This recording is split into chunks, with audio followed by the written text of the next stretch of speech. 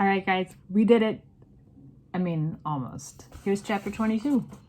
It's off to work we go.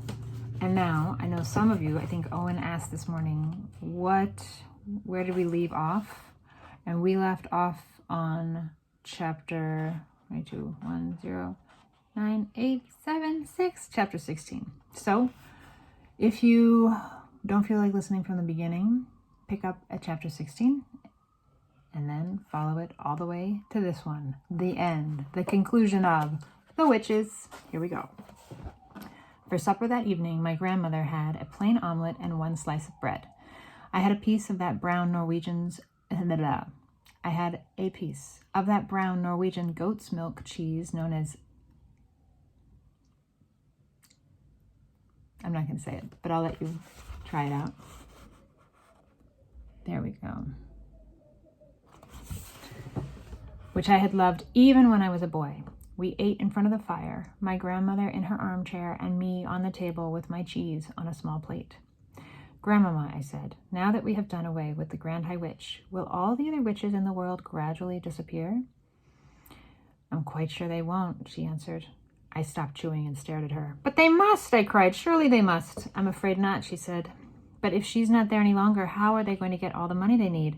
And who's going to give them orders and jazz them up at the annual meetings and invent all their magic formulas for them? When a queen bee dies, there is always another queen in the hive ready to take her place, my grandmother said. It's the same with witches. In the great headquarters where the Grand High Witch lives, there is always another Grand High Witch waiting in the wings to take over should anything happen. Oh no, I cried. That means everything we did was for nothing. Have I become a mouse for nothing at all? We saved the children of England, she said. I don't call that nothing. I know, I cried, but that's not nearly good enough. I felt sure that all the witches of the world would slowly fade away after we got rid of their leader.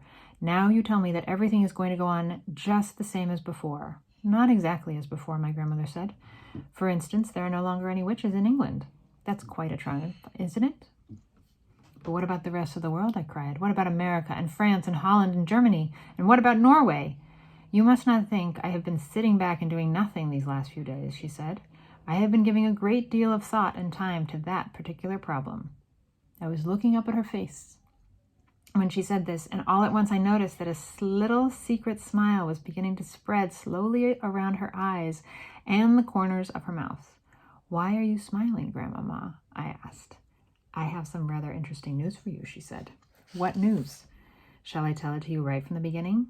Yes, please, I said. I like good news. She had finished her omelet, and I had enough of my cheese. She wiped her lips with a napkin and said, as soon as we arrived back in Norway, I picked up the telephone and made a call to England. Who in England, Grandmama? To the chief of police in Bournemouth, my darling. I told him that I was the chief of police for the whole of Norway, and that I was interested in the particular happenings that had just taken place recently in the Hotel Magnificent. Now, hang on a sec, Grandmama, I said. And this is so a mark of the time in which this was written, and also Roald Dahl's very complicated feelings about women. Now hang on a sec, Grandmama, I said. There's no way an English policeman is going to believe that you are the head of the Norwegian police. I am very good at imitating a man's voice, she said. Of course he believed me. The policeman in Bournemouth was honored to get a call from the chief of police for the whole of Norway. So what did you ask him? I asked him for the name and address of the lady who had been living in room 454 in the Hotel Magnificent, the one who disappeared. You mean the Grand High Witch, I cried. Yes, my darling.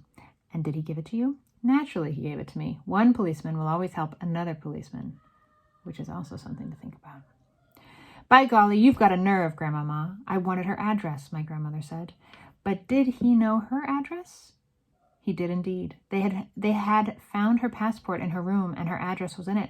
It was also in the hotel register, which is like the log book. Everyone who stays in a hotel has to put a name and address in the book.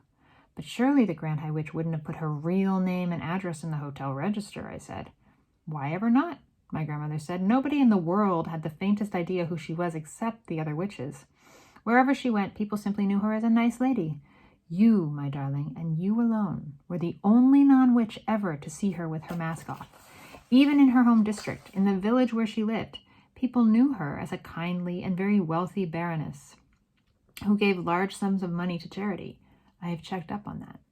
It's pretty good, because remember, this was written long before the internet. So to do this kind of research, Grandmama, pretty shrewd lady.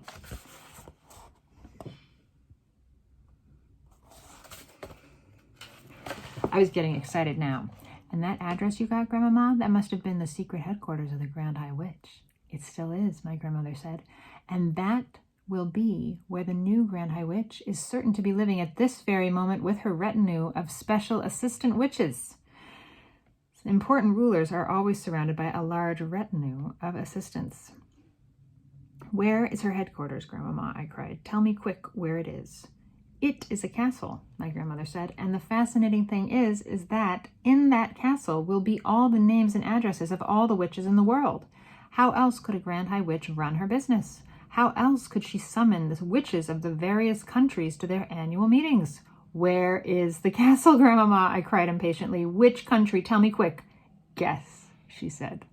Norway, I cried. Right first time, she answered, high up in the mountains above a small village. This was thrilling news. I did a little dance of excitement on the tabletop. My grandmother was getting pretty worked up herself, and now she heaved herself out of her chair and began pacing up and down the room, thumping the carpet with her stick. So, we have work to do, you and I, she cried out. We have a great task ahead of us. Thank heavens you are a mouse. A mouse can go anywhere. All I have to do is put you down somewhere near the Grand High Witch's castle, and you will very easily be able to get inside it and creep around looking and listening to your heart's content. Here's that joyful dance. Little cheese on the side. I will, I answered. No one will ever see me. Moving about in a big castle will be child's play compared with going into a crowded kitchen full of cooks and waiters. You could spend days in there if necessary, my grandmother cried. In her excitement, she was waving her stick all over the place, and suddenly she knocked over a tall and very beautiful vase that went crashing onto the floor and smashed into a million pieces. Forget it, she said. It's only a Ming, which is a kind of a joke, because that would be a very valuable and precious vase. You could spend weeks in the castle if you wanted to, and they'd never know you were there.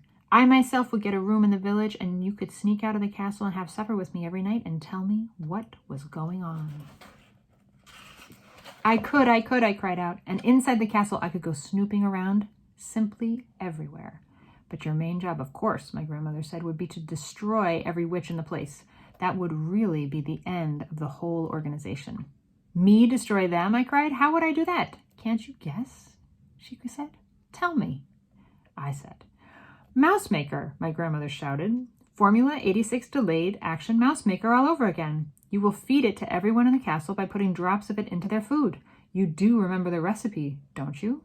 Every bit of it, I answered. You mean we're going to make it ourselves? Why not? She cried. If they can make it, so can we. It's just a question of knowing what goes into it. Who's going to climb all the tall trees to get the Gruntel's eggs? I asked her. I will, she cried. I'll do it myself. There's plenty of life in this old dog yet. I think I'd better do that part, Grandmama. You might come a cropper. Those are just details, she cried, waving her stick again. We shall let nothing stand in our way. And what happens after that? I asked her. After the new Grand High Witch and everyone else in the castle have been turned into mice? Well, then the castle will be completely empty, and I shall come in and join you and... Wait, I cried. Hold on, Grandmama. I just had a nasty thought.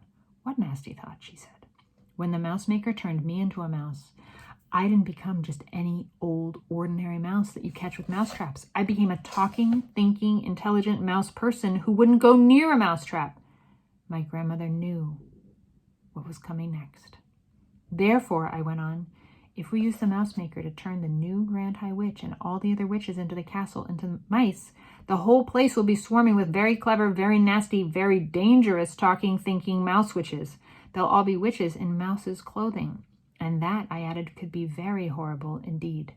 By golly, you're right, she cried. That never occurred to me. I couldn't possibly take on a castle full of mouse witches, I said. Nor could I, she said. They'd have got to be gotten rid of at once. They'd have to be smashed, and bashed, and chopped up into little pieces, exactly as they were in the Hotel Magnificent. I'm not doing that, I said. I couldn't anyway. I don't think you could either, Grandmama, and mousetraps wouldn't be the slightest use.